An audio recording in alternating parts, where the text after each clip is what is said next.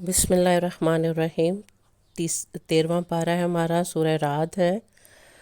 اللہ تعالیٰ مسلسل جو ہے جد و جہد اور مصائب پر حضور صلی اللہ علیہ وسلم کو تسلی دے رہے ہیں بار بار کہ اب مضطرب نہ ہوں، اب غم زدہ نہ ہوں اور ذکر الہی میں ڈوب جائیں۔ یہی مومن کا مرہم ہوتا ہے۔ آپ قدرت کے کرشمے دیکھیں کہ سورج، چاند، ستارے، پہاڑ، دریا، پودے، پھلوں کے جوڑے، رات دن کے جوڑے، یہ سب چیزیں جو ہیں یہ تلاوت، جس طرح آپ قرآن کی تلاوت کرتے ہیں اسی طرح کائنات کی بھی تلاوت کرو، اس کے اوپر بھی تفکر کرو، اس کا بھی مشاہدہ کرو، اور پھر اپنے وجود کے اندر اپنے وجود کی تلاوت کرو۔ دیکھو کس طرح کروڑوں نظام جو ہے تمہارے اندر کے چل رہے ہیں، اور پھر کروڑ ہا شکر کرو۔ مٹی، بیج، پانی، یہ کس طرح طرح کے ذائقے بنا کے دکھاتا ہے، رنگ، خوشبو، پیکنگ، طرح طرح کے پھل۔ یہ کسی بہت بڑی ہستی کی کاریگری نہیں تو اور کیا ہے؟ اتنی شانوں والا رب جو ہے آپ کو اکیلا کیسے چھوڑے گا؟ انشاءاللہ آپ غالب آئیں گے۔ اللہ تعالیٰ اپنے حبیب کو تسلی دے رہے ہیں، جب بھی کوئی ایک بڑا مقصد لے کے چلتا ہے تو اللہ تعالیٰ کی غیبی مدد پیچھے شامل حال ہوتی ہے۔ اللہ تعالیٰ فرماتے ہیں کہ میں اپنے ذمے لے لیتا ہوں کہ اس کی حفاظت کرنی ہے اور اس کی غیبی مدد لینی ہے۔ اٹھیں ہم آج ایک عہد کریں، ایک عزم کے ساتھ اٹھیں تو یہی غیبی مدد ہمارے بھی ساتھ شامل حال ہو سکتی ہے۔ اور اللہ تعالیٰ فرماتے ہیں کہ پھر جو قومیں جو ہیں سیلف اکاؤنٹیبلٹی نہیں کرتی، خود احتسابی نہیں کرتی، اپنے آپ کو ٹٹولتی نہیں ہیں، تو وہ بلنڈر کر جاتی ہیں، برائیاں نہیں چھوڑتی، گناہوں پر ڈھیٹ بنے رہتی ہیں جیسے ہم ہیں۔ دوبارہ اٹھنا اور عذاب جہنم کے اس کو مذاق سمجھ لیتی ہیں، اس کے لطیفے بنا لیتی ہیں، بالآخر زوال پذیر ہو کر مٹا دی جاتی ہیں۔ پھر اللہ تعالیٰ ماں کے پیٹ میں، مادہ کے پیٹ میں جو اللہ تغیرات، جو چینجز لا رہے ہیں کہ کس طرح اللہ پاک نطفہ سے مضغہ، خون کا لوتھڑا، پھر اس پر بوٹی، پھر گوشت، ہڈیاں، اور پھر اس کی صورت کے نقش و نگار، اس شاندار مصور اور صانع کا منہ بولتا شاہکار ہے۔ ایمبریولوجی تو ابھی قرآن کے سامنے کچھ بھی نہیں ہے۔ اللہ فرماتے ہیں تمہاری آوازیں، تمہاری سرگوشیاں، تمہاری سرسراہٹ اور تمہاری گونج، یہ سب ریکارڈڈ ہے، اور حفاظت کے فرشتے جو ہیں رات دن آن ڈیوٹی ہیں۔ اسی طرح ایک بادلوں کا فرشتہ ہے جو کہ رات یعنی کہ بجلی کی کڑک اور چمک اور بارش، ہواؤں، بجلیوں کی گرج چمک، سب جو ہے یہ رب کی تسبیح کرتے ہیں، اور ان کے اوپر فرشتے مقرر ہیں۔ اے حضرت انسان، تو ابھی تک غفلت میں کیوں ہے؟ کب تک تو جو ہے تو اسی طرح ہی رہے گا؟ غیر اللہ کو پکارنا تو گویا یوں ہے کہ جس طرح بغیر رسی اور ڈول کے پانی کو پکارنے کی مانند ہے۔ پانی خود بخود اٹھ کے تو نہیں چل کر آ جائے گا۔ ان بتوں میں تو مکھی بنانے تو کیا، مکھی اڑانے کی بھی طاقت نہیں ہے۔ تو ایسے جھوٹے باطل معبودوں کے پیچھے نہ بھاگ جیسے ہم سٹیٹس کے معبود کے پیچھے بھاگ رہے ہیں۔ تمام مخلوقات عرشی ہوں یا فرشی ہوں، خوشی سے یا ناخوشی سے، سب اپنے رب کائنات کی اطاعت میں محو ہیں اور اس کی اطاعت کر کے خوش ہیں، مطمئن ہیں۔ انسان تو کب تک اپنی ڈیوٹی سے جو ہے منہ پھیرے گا؟ کب اپنا منصب پہچانے گا؟ تمہارا منصب، تمہارا مقصد کیا ہے؟ اللہ کی مخلوق کی خدمت ہے، دوسروں کے لیے فائدہ مند ہونا، دین کا پیغام ساری دنیا کو پہنچانا، اسلام کے سسٹم کو دوبارہ سے قائم کرنا، اپنی خوشی، غمی، اپنا رہن سہن، اپنا کھانا پینا، اپنے لباس جو ہے مصطفی نظام کے مطابق، ان کی طریقے کے مطابق لے کر آنا۔ بس اب کمر کس لے، اپنے اندر ایک جنون سوار کر لے، تو دیکھنا کیسے باطل جو ہے وہ دھات کی طرح پگھلے گا، اور جس طرح میل کے اوپر جھاگ ختم ہو جاتی ہے ویسے ہی باطل ختم اور حق غالب آ جائے گا۔ حق کو پہچاننے والے چاہے نابینا بھی ہوں نا تو اللہ ان کو اندھا نہیں کہتا، اللہ کہتے ہیں ان کی اندر کی آنکھ تو کھلی ہے نا، ان کو بصیرت تو ہے نا۔ اور یہ اللہ کے پیارے لوگ ہوتے ہیں، یہ عارف باللہ ہوتے ہیں، یہ اللہ کے نظام میں دخل اندازی نہیں کرتے۔ جو بھی ہو رہا ہوتا ہے اللہ کی مرضی سے ہو رہا ہوتا ہے، تو بس یہی ان کے لیے کافی ہوتا ہے کہ میرے رب کی خوشی اس میں ہے تو میری خوشی بھی اسی میں ہے۔ نہ وہ تقدیر پر رنجیدہ ہوتے ہیں، نہ وہ غمگین ہوتے ہیں، بس رشتوں کو جوڑتے رہتے ہیں، پیاری سی نماز پڑھتے ہیں، اور اپنے مال میں سے رات دن جو ہے لٹاتے رہتے ہیں اللہ کے لیے. اول وقت میں صبر جمیل کر کے دکھاتے ہیں، مشکل سے مشکل مصیبت میں بھی مطمئن چہرے کے ساتھ. مصیبتوں کے پہاڑ ٹوٹ رہے ہوتے ہیں لیکن ماتھے پر شکن نہیں آنے دیتے. انہی لوگوں کو قرآن کہتا ہے سلام علیکم بما صبرتم، کہ ان کو یہ جنت میں جب داخلے کا وقت استقبال ہوگا تو یہ صدائیں آ رہی ہوں گی کہ وہ جو تم دنیا میں صبر کرتے تھے فلاں فلاں مصیبت پر، فلاں فلاں تکلیف پر، اس وہ والے صبر کی وجہ سے آج ہم تمہیں سلوٹ آف آنر پیش کر رہے ہیں. ایسے لوگ مر کر بھی نہیں مرتے، یہ موت کو بھی مسخر کر لیتے ہیں کیونکہ یہ مرنے سے پہلے اپنی نفس کو مار لیتے ہیں. پھر کفار کے تانوں کا ذکر ہو رہا ہے کہ کس طرح غریب مومنوں کو تنگ دستی پر تانے دیتے تھے اور ان کے جملے ان کو بہت تکلیف پہنچاتے تھے. تو اللہ فرماتے ہیں کہ رزق کی کشادگی ان کا کوئی کمال نہیں ہے، یہ تو ٹیسٹ ہے اللہ کی طرف سے. اور یہ امیری جو ہے یہ متاع غرور ہے، امیری دھوکہ ہے. الا بذکر اللہ تطمئن القلوب، دلوں کے زنگ ذکر کی پالش سے ہی صاف ہوں گے.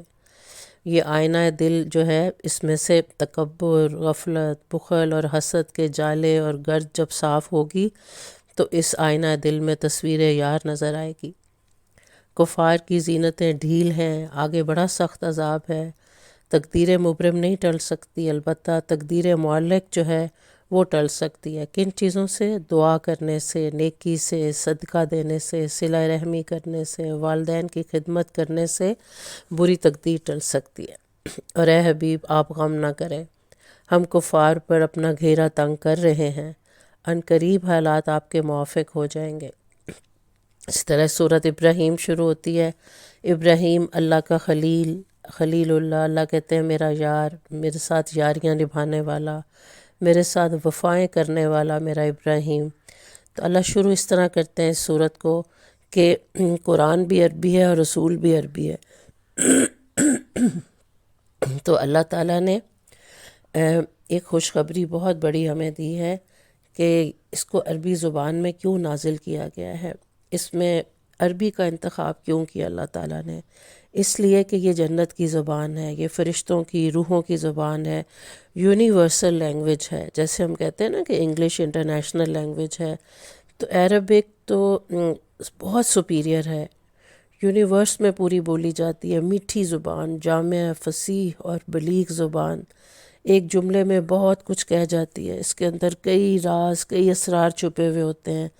تو اللہ تعالیٰ فرماتے ہیں کہ قرآن اور حدیث اور سیرہ کے سارے پہلو جب تک ہم اس زبان کو اس کی ایکچول ورڈز کے ساتھ، اس کے ایکسنٹ اور اس کے کلچرل کانٹیکسٹ کے ساتھ نہیں پڑھیں گے، یہ زبان سمجھ نہیں آئے، یہ کلام اللہ تعالیٰ کا پیغام نہیں صحیح سمجھ آئے گا. اللہ نے اسی زبان میں ان علوم کو سینہ بسینہ بغیر زیر زبر پیش کی تبدیلی کے منتقل کیا ہے. اور اب ایک نیا موضوع شروع ہو رہا ہے. اللہ فرماتے ہیں کہ صبر اور شکر، اور لئن شکرتم لازیدنکم. پھر اللہ فرماتے ہیں کہ بنی اسرائیل پر بھی کیے گئے احسانات اللہ بار بار یاد کرا رہے ہیں کہ اتنی نعمتیں دی تھیں ان کو کہ گنا نہیں جا سکتا، اور تمہیں بھی اتنی نعمتیں دی ہیں کہ ان گنت ہیں، لگاتار ہیں، مسلسل ہیں، بے شمار ہیں. تو تم صبر و شکر کے دو ایسے پر کیوں نہیں لگا لیتے؟ ان کو لگاؤ، اور جو دین میں جو اوپر والے ہیں اور جو دنیا میں نیچے والے ہیں ان کو بیلنس کرو، اور اس کے درمیان جو ہے ان پروں کے ساتھ صبر اور شکر کرتے ہوئے اپنی روح کا سفر طے کرو. اللہ تعالیٰ ایسے لوگوں کو صابرین اور شاکرین میں لکھ لیتے ہیں. حضرت عیسیٰ نے فرمایا کہ ایسے لوگوں کو عطائے الہی سے علم اور حلم جو ہے وہ ملتا ہے. بنی اسرائیل نے ناشکری کی تو اللہ بھی ایسوں سے منہ موڑ لیتا ہے، اللہ بھی ایسے لوگوں سے بے نیاز ہے. آل داؤد نے شکر کیا تو اللہ کو پسند آیا، اللہ نے اس کا ذکر قرآن میں کیا. حضرت موسیٰ نے پوچھا کہ اللہ تیرا شکر کیسے ادا کروں، تیری چھوٹی سی نعمت بھی میرے بڑے سے شکر سے بھی زیادہ ہوتی ہے، تو کیسے شکر کروں؟ تو جواب آیا ہے موسیٰ تو نے یہی کہہ دیا تو بس تیرے شکر کا حق ادا ہو گیا کہ تو نے احساس نعمت کی شدت جو ہے وہ کر لی، تو یہی تیری شکر کی ادائیگی ہے.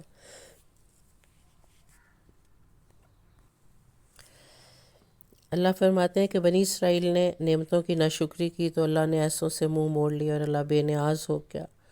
فرماتے ہیں کہ عیش و زینت والے عبرت میں ہیں، ڈھیل میں ہیں، وقت مقرر ہے، پیپ کا کھولتا ہوا پانی منتظر ہے جو حلق سے نہ اترے، نہ جیے گا نہ مرے گا۔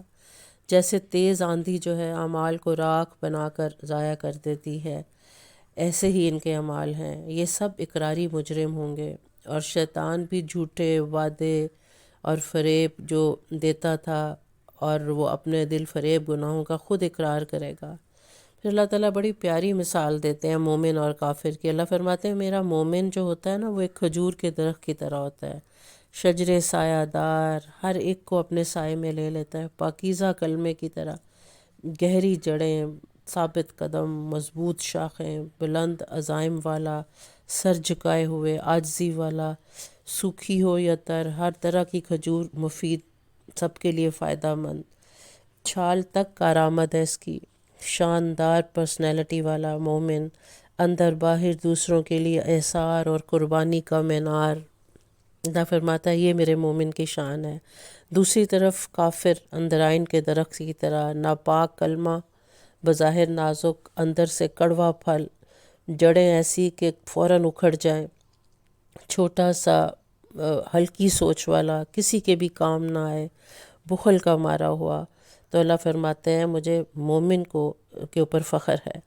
پھر حضرت ابراہیم علیہ السلام کی مقبول دعاؤں کا ذکر اللہ بڑے پیار سے فرما رہے ہیں کہ اللہ فرماتے ہیں ابراہیم میرا بڑا پیارا یار، دوستی کا حق نبھانے والا، جب بھی اللہ کہتے ہیں میں نے کوئی قربانی مانگی فوراً سے پہلے اس نے پوری کی۔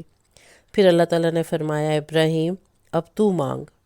ابراہیم نے پھر مانگا کہ اللہ مکہ کو امن والا بنا دے، اس میں رزق کی ایسی فراوانی کر کے رزق ختم ہی نہ ہو، اس سخت چٹیل جو ہے پہاڑی علاقے میں لوگوں کا میلہ لگا دے، اور میری نسلوں میں موحد اور مسلم لوگ موجود رکھنا، اور میری نسلوں میں اپنا پیارا حبیب اپنا لاڈلا بھیجنا، اور اس شہر میں قرآن تیری آخری کتاب جو ہے اسی شہر میں وہی آئے اس کی۔ تو اللہ نے فرمایا میرا ابراہیم ہر امتحان میں پورا ہوا ہے، تو آج ہم ابراہیم کی وفاؤں کا صلہ یوں دیتے ہیں کہ ابراہیم اور ہاجرہ اور اسماعیل کی ادائیں تا قیامت حج کے مناسک بنا دی جائیں گی، اور قیامت تک لوگ اس کو دہرائیں گے۔ دوسری طرف ہمیں دیکھیں ہمارے جھوٹے دعوے اللہ کے ساتھ، جھوٹے وعدے، بے وفائی، ہر جائی ہیں ہم، بہروپی ہیں ہم، اے اللہ ہمیں بھی ابراہیم جیسی وفا کرنا سکھا دے۔ آگے 14واں پارہ شروع ہو رہا ہے سورہ حجر۔ اس میں اللہ تعالیٰ پھر نبی پاک کو تسلی دے رہے ہیں کہ آپ کافروں کو ان کے حال پہ چھوڑ دیں، عنقریب یہ پچھتانے والے ہیں، ان کی مخالفتیں اور ان کے ظلم اور ستم ختم ہونے والے ہیں۔ ہاں اللہ فرماتا ہے کہ ہم نے قرآن کی حفاظت کا ایک لازوال انتظام کیا ہوا ہے، تو یہ آخری معجزہ ہے، تا قیامت رہے گا۔ اِنَّا نَحْنُ نَزَّلْنَاهُ الذِّكْرَ وَإِنَّا عَلَيْهِ حافظون۔ اس کتاب کے حروف، قرات، حفظ، عمل، تبلیغ، اشاعت، ترجمہ، اس کی تفسیر، اس کے اندر موجود اسرار و رموز، حتیٰ کہ زیر زبر پیش تک، اس کا نور سینہ بسینہ جو ہے صحابہ سے لے کے اولیاء، علماء، حفاظ، قراء، سب کے سینوں سے جو ہے تا قیامت گزرے گا، اور ہر امتی کے گھر تک یہ نور پہنچے گا۔ اس کے اوپر غیبی پہرے لگے ہوئے ہیں، جب بھی اس کتاب کو جہاں سے بھی پڑھو گے اللہ سے باتیں ہوں گی، آپ جو بھی دکھ اللہ سے بتاؤ گے اللہ اس کا جواب دے گا۔ سبحان اللہ۔ اللہ تعالیٰ نے یہ آخری معجزہ ہمارے گھروں میں رکھا، ہر ایک تک اللہ پاک نے پہنچایا، یہ اس کا بہت فضل اور کرم ہے۔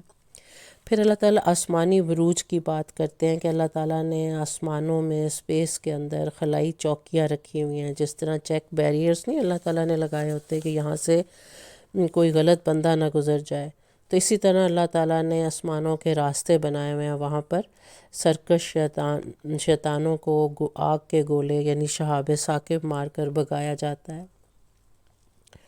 اور اللہ تعالیٰ فرماتے ہیں کہ ہم نے اسی طرح ہی جس طرح ہم نے آسمانوں میں بیریئرز بنائے، اس طرح ہم نے زمین میں پہاڑوں کی میخیں بنائی ہوئی ہیں جو کہ زمین کو تھام کر رکھتے ہیں، اس کو ڈولنے نہیں دیتے، اور پہاڑوں کو کیل کی طرح اللہ تعالیٰ نے اندر گاڑ دیا ہے، کہ اگر 1/3 زمین کے اوپر ہے پہاڑ تو 2/3 زمین کے نیچے اس کو تھامے ہوئے ہے۔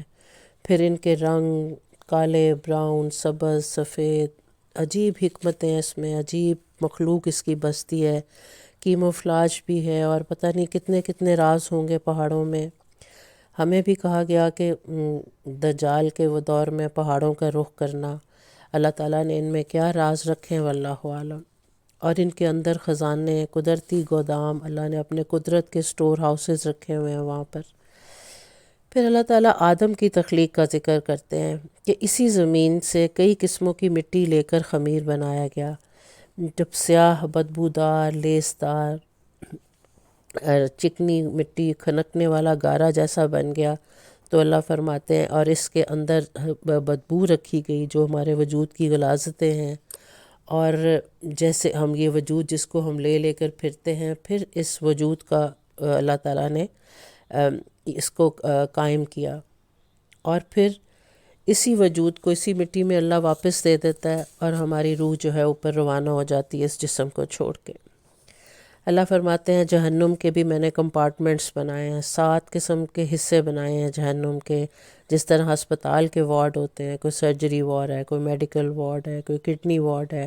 تو اللہ فرماتے ہیں کہیں تکبر اور عجب والے سزا پا رہے ہیں، کہیں کفر و شرک والے، کہیں نفاق والے، مختلف نام قرآن مجید میں مینشن ہوئے ہیں۔ جہنم کا نام فاسقین کے لیے، جو فاسق مسلمان ہوں گے، جہیم عیسائیوں کے لیے، سقر یہود کے لیے، سعیر صابئی آتش پرستوں کے لیے، حطمہ کفار کے لیے، لظہ مشرکوں کے لیے، اور حاویہ منافقین کے لیے۔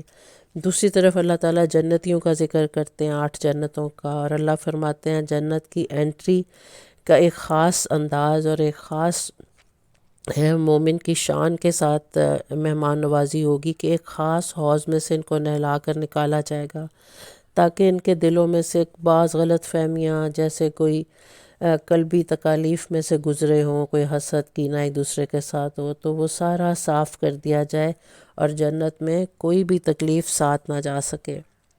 پھر اللہ تعالیٰ ایک بہت ضروری اناؤنسمنٹ کر رہے ہیں کہ نبی عبادی، میرے بندوں کو بتا دو سارے کہ انی انا الغفور الرحیم، کہ میں بہت غفور الرحیم ہوں، میری بخشش تمہیں بخشنے کے بہانے ڈھونڈ رہی ہے، میری رحمت وسیع ہے اور غالب ہے۔ پھر اللہ تعالیٰ انبیاء کے واقعات دوبارہ دہرا رہے ہیں، قوم لوط کا واقعہ، قوم سمود کا، قوم ابراہیم کا، کہ سنتے رہے پر مانے نہیں، اس لیے ان پر عذاب آیا۔ کیوں بار بار یہ واقعات دہرائے جا رہے ہیں؟ ہماری ریویژن کے لیے اللہ بار بار کیوں ان کے عذابوں کو مینشن کر رہا ہے؟ کیونکہ انسان کی فطرت ہے کہ نسیان والا ہے، بھلکڑ ہے، بھول چوک کا مارا ہوا ہے، تو اس کے ذہن کے لاشعور میں بٹھایا جا رہا ہے بار بار، کیونکہ وہ رب 70 ماؤں جیسی محبت کرتا ہے، تو اس لیے وہ ہمارے اندر یہ بات ڈال رہا ہے کہ عذاب آ جائے گا اگر اطاعت نہ کی، اگر پیروی نہ کی، اگر حکموں کو توڑا، اگر سرکشی کی۔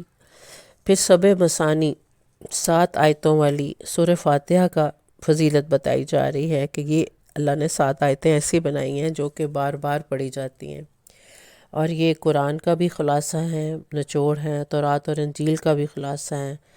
اس میں آغاز اس طرح ہے، اس کے 7 سٹیپس، کیا سٹیپس رکھے گئے ہیں کہ پہلے اپنے خالق بنانے والے اور اپنے رب اور ہمیں پالنے والے کی حمد و ثنا اور اس کا شکرانہ ادا کیا جائے، پھر اس کی رحمانیت اور رحیمیت سے طلب رحمت کی جائے، پھر یوم الدین فیصلے کے دن احساس جواب دہی کے لیے تیاری کی جائے، پھر موت سے عالم دنیا سے عالم برزخ میں منتقلی کی تیاری ہو، پھر اپنی بندگی میں اخلاص پیدا کر کے راستہ ڈھونڈا جائے کہ صحیح راستہ کہاں پر ہے، پھر اس پر استقامت جم جایا جائے، اور پھر استعانت اللہ سے مدد مانگی جائے، اور پھر انعام یافتہ میں شمولیت مانگی جائے، اور گمراہی اور مغضوب ہونے سے اللہ کی پناہ میں آیا جائے کہ اللہ ہم عاجز ہیں، کمزور ہیں، بے بس ہیں۔ اللہ یہ سبع مثانی جو ہے اس کو پڑھنا، دل سے پڑھے یا خالی زبان سے پڑھے، اے مولا اس کے اندر اثر ڈال دے اور اس کے ذریعے سے ہمیں نجات دلا دے۔ ابھی ٹائم ہے ہمارے پاس، زندگی، گھر، گاڑی، بیوی، بچے، مال، کاروبار، کبھی سوچیں تو ہم اس کے لیے نہیں آئے ہوئے، ہم ایک سسٹم جو ہے، ایک پیٹرن بنانے کے لیے آئے ہوئے ہیں، ایک چینج لانے کے لیے ہمیں بھیجا گیا ہے۔ کیسے آئے گی وہ چینج؟ سوچیں ذرا، اپنے کپڑے، اپنا کھانا پینا، اپنا رہن سہن، اپنی خوشی غمی، اپنی رسمیں، یہ سارا کچھ نبی جیسی کر لو تو پھر کچھ بات بنے گی۔ اللہ تعالی ہمیں اس پر عمل کرنے کی اور جم جانے کی توفیق عطا فرمائے۔ وآخر دعوانا ان الحمد للہ رب العالمین۔